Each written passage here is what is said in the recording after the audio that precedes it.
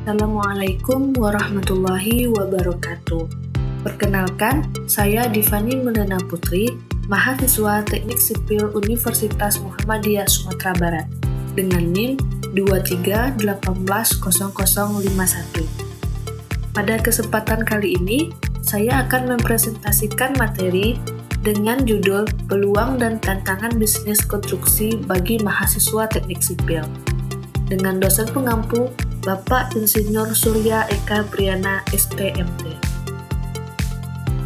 Latar belakang: Indonesia masih membutuhkan banyak pembangunan jalan, jembatan, gedung, bendungan, dan perumahan. Hal ini membuka peluang besar bagi lulusan teknik sipil untuk menjadi tenaga profesional maupun pelaku usaha di bidang konstruksi.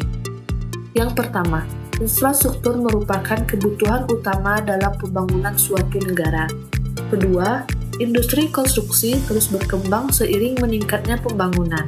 Ketiga, mahasiswa teknik sipil memiliki peluang besar untuk berkarir maupun berwirausaha di bidang konstruksi. Pengertian bisnis konstruksi. Bisnis konstruksi adalah kegiatan usaha yang berkaitan dengan proses perencanaan, pelaksanaan, pengawasan, hingga pemeliharaan suatu bangunan atau infrastruktur. Bisnis konstruksi tidak hanya membangun gedung, tetapi juga mencakup berbagai jasa pendukung yang saling berkaitan dalam proses pembangunan. Contoh usahanya yaitu kontraktor, konsultan perencana, konsultan pengawas, developer, maupun supplier material. Mengapa mahasiswa teknik sipil harus berwirausaha? Karena selain bekerja di perusahaan, mahasiswa juga dapat menciptakan usaha sendiri, sehingga tidak hanya menjadi pencari kerja, tetapi juga mencipta lapangan pekerjaan.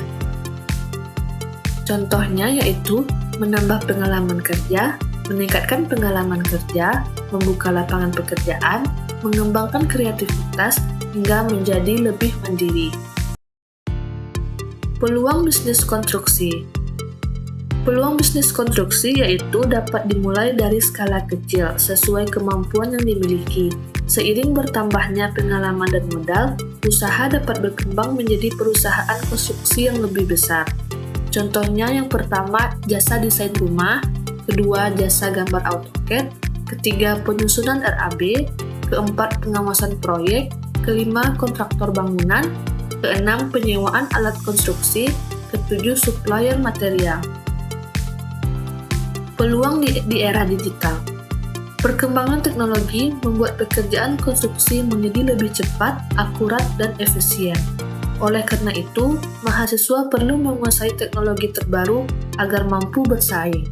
Contohnya yaitu dengan mempelajari Building Information Modeling yang kita kenal dengan BIM, drone survey, digital marketing, artificial intelligence, dan estimasi proyek berbasis software.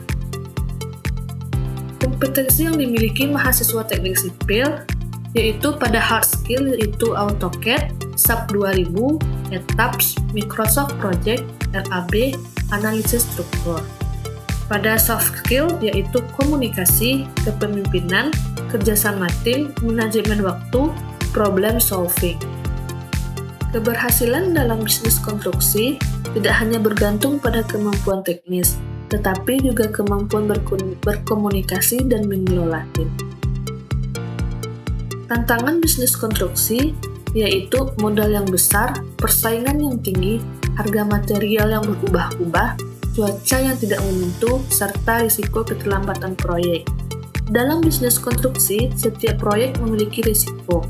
Oleh karena itu, diperlukan perencanaan yang baik agar proyek dapat selesai tepat waktu dan sesuai anggaran. Tantangan bagi mahasiswa biasanya memiliki kemampuan teori yang baik, namun masih membutuhkan pengalaman praktik agar mampu bersaing di dunia usaha.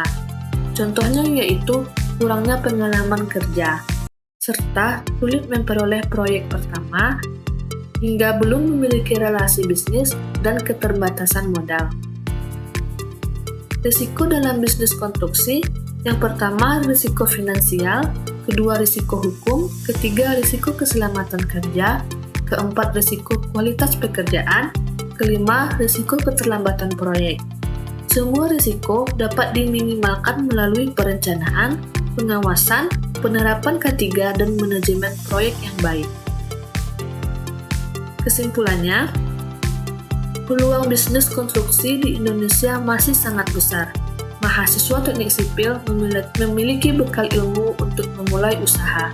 Tantangan dapat diatasi dengan pengalaman, inovasi, dan peningkatan kompetensi, serta jiwa kewirausahaan perlu dibangun sejak di bangku kuliah.